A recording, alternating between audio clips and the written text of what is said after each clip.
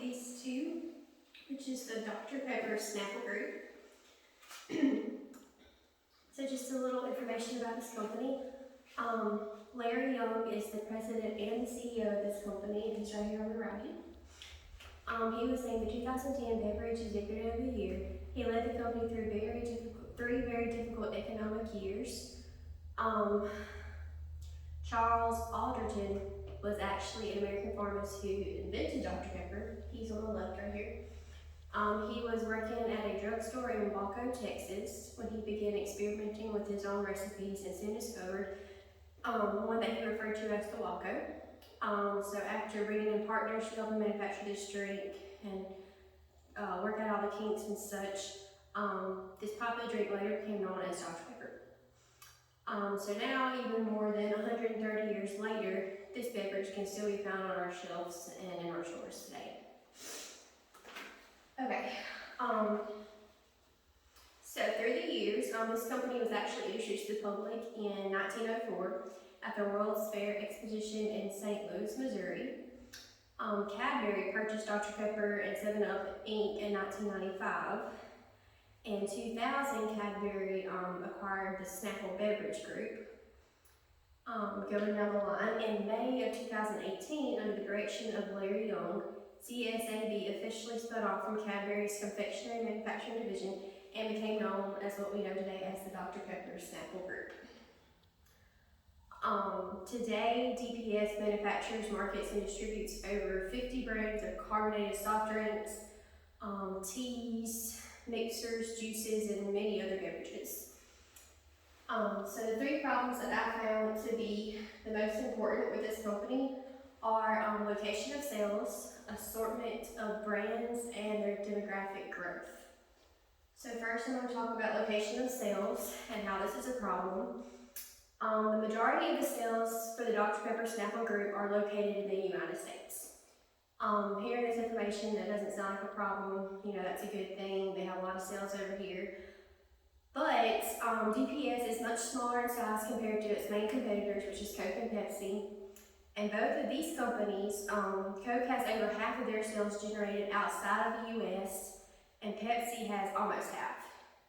So when we compare these numbers to our competitors, we can see that this is a huge problem.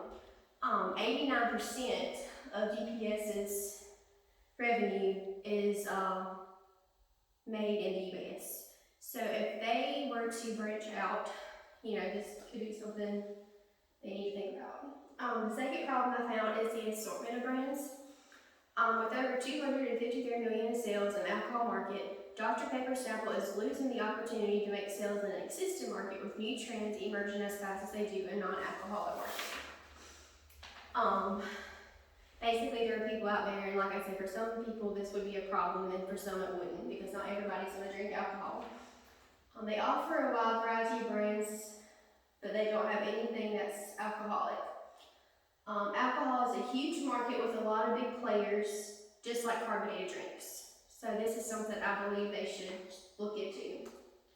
The third problem I found is demographic growth. The company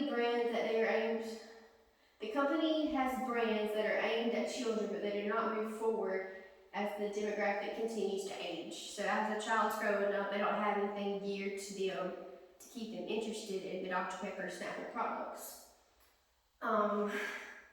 Their marketing strategy is more of one that doesn't make lifelong customers. When children grow, we have to have products that will be appealing to them at every single age.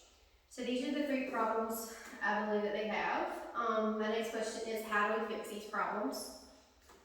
Our location of sales, in a way that we could go international, would be to imagine the American dream, which is relatively simple. It's thinking of a house in the country with a white picket fence and a dog running around.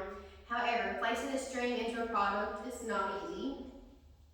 I believe assigning large research teams to specific countries would help. DPS will have to be transformed into these countries to elaborate the ideas of the American dream. They can achieve this through a case-by-case basis in every country that Dr. Pepper Snapple wishes to introduce its products to.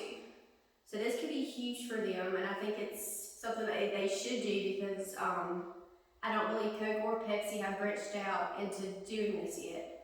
So, for an example of the case-by-case basis, they could, in more impoverished countries, the marketing strategy should be the status of those who drink DPS products and how they would change their situation for the better. I believe they could fix the assortment of brands by offering an alcoholic beverage.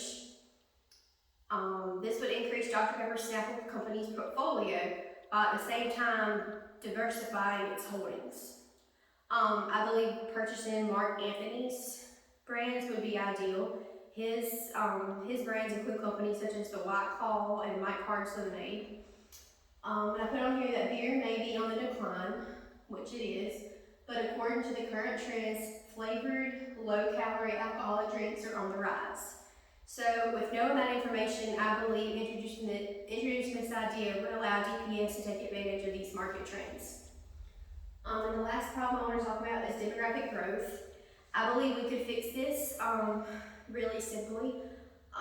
Gaining new customers is a key in a highly saturated market, especially in the beverage industry. Most consumers find what they like and brand and are loyal to that brand, resulting in a very low percentage of converting customers. So what DPS needs to do is market to younger audiences for their core products to gain an edge over all these other companies that we're competing against. They can do this by taking the same products that they offer and market to adults and market those to children who are just now starting to develop their taste. Achieving this can be done in many different ways. I have some pictures down here. You could have a really appealing looking bottle, maybe different packaging, offering stuff in a smaller portion with, like I said before, an appealing bottle. Even offering bottles with a sit-style cap, that would be ideal for parents. And they would be more inclined to purchase them due to them being more spill resistant. So this is what I believe is wrong with this company and how I think that DPS could fix it and improve their sales.